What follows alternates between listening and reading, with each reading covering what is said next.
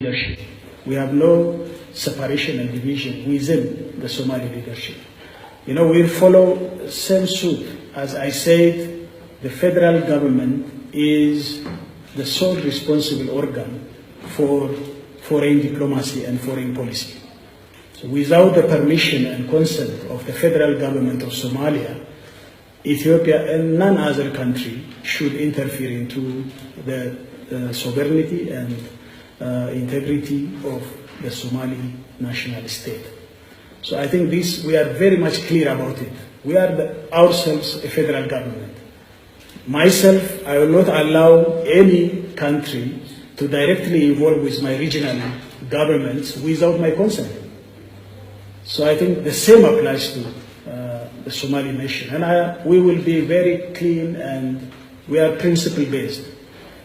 The whole intention is to support the Somali people and the Somali government to make peace and stability and ultimately fight poverty and bring prosperity to the people of Somalia.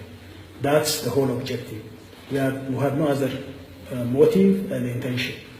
So we want to continue with our fast economic growth and democratization in this country. If we need to do so, then we cannot leave others in chaos without being supported, because that chaos will come back to us, and the spillover effect affects our fast economic growth.